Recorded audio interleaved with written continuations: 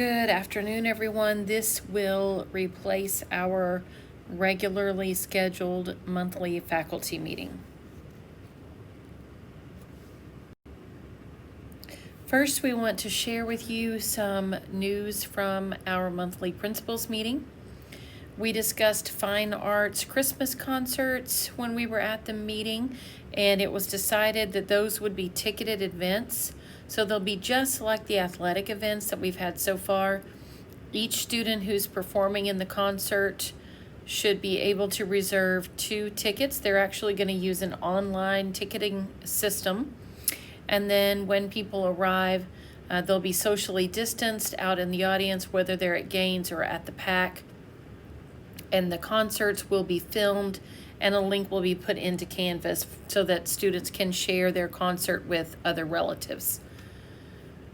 You got an email from me and from the system about some required cyber training that you have to complete. I think these have to be completed before we leave for Christmas break. It really does take about half an hour. And if you're like me and you're multitasking, you're going to have to be careful because the questions are embedded in the training and you will have to listen to know which answer to choose. And if you don't get enough answers correct, then you have to redo the training. Once the training is done, it will email you that you've completed it, and you don't have to print a certificate and turn it in. It will automatically update the system to show that you completed the training. We also talked about our 8th graders and getting them ready for high school like we always do in the spring as far as course selection and elective courses. There will be information and videos put in their Counselor Connect course and loaded into Canvas so that those kiddos will be able to have all of that information electronically. We spent a long time talking about STAR testing updates. At this point, the only thing that has been waived is SSI for our 8th graders. So at this point, we're all taking STAR as we normally would, and our 8th graders are not being held to the SSI standard, so there will be no retest. Commissioner has told us repeatedly that by 2023, all STAR tests will be given online. I believe in an effort to encourage us to go ahead and dip our toes in the online pond, he has said for this year that if we are taking tests via paper, they will all have to be on the same day by subject. For example, he has said that if we are going to take the reading STAR test on paper, then everybody in the building would have to take the reading STAR test on May the 12th. I'm surmising that he's doing this because he knows that large schools like ours would find that impossible, because that would mean testing 904 students and 13 small groups and having the rooms to do that and the personnel to have relievers, restroom monitors, 13 small groups, and all of your regular groups. He's doing the same thing for math. If you're going to take the Math STAR test on paper, then you would all take it on May the 11th and you actually run into the same problems. In my opinion, the state is incentivizing online testing by giving a month-long window to take the test if you want to take it online. You've got lots of choices in May and well into June for when you want to administer those tests. So we are looking at options. We are meeting with the Department of Instruction. We're meeting with your department chairs, and we are trying to decide what it's going to look like for us in the spring as far as paper tests versus online tests and what that calendar would look like. We don't have a firm decision yet, but you can talk to your department chairs because we have spoken to them. We do know, think we know, that we will take the 8th grade social studies STAR test online at least. We know that we will be all online by 2023 and we have to start practicing.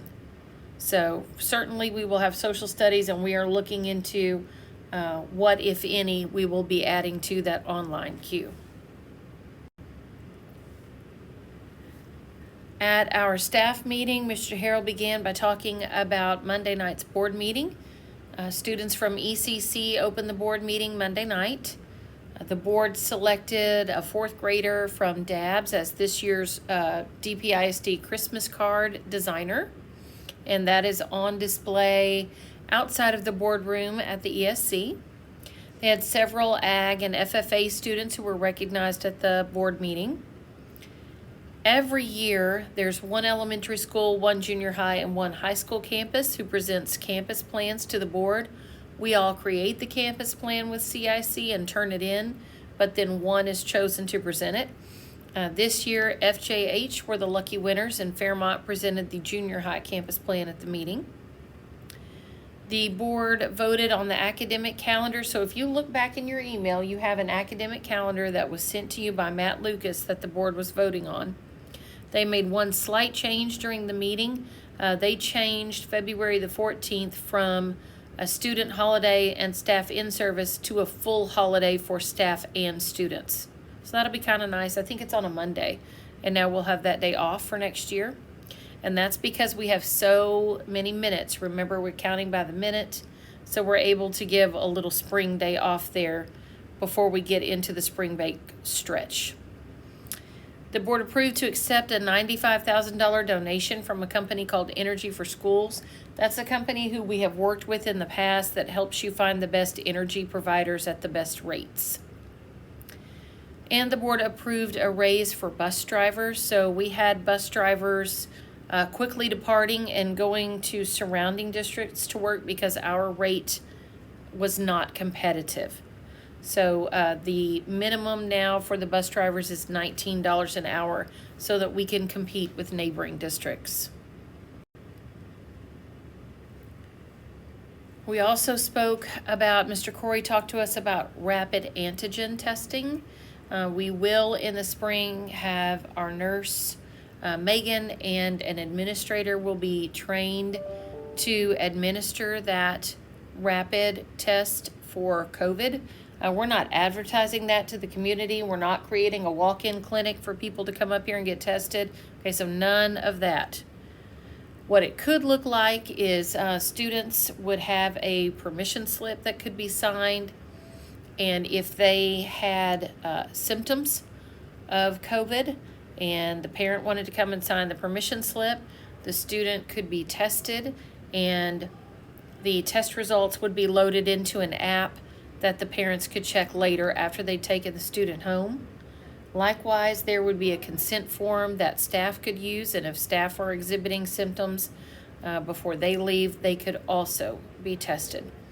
Again, we're not creating a new clinic, and certainly trying not to overload Megan with what she's already doing in the clinic. She's already seeing a large number of students.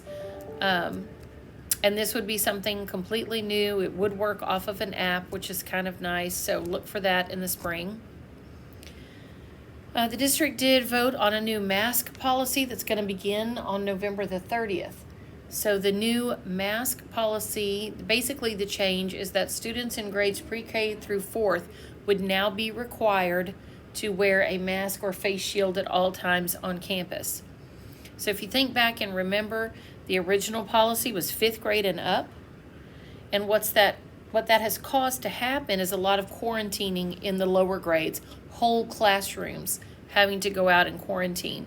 So by creating this new mask policy, we hope to avoid that. The board also voted to return students to face-to-face instruction in the spring.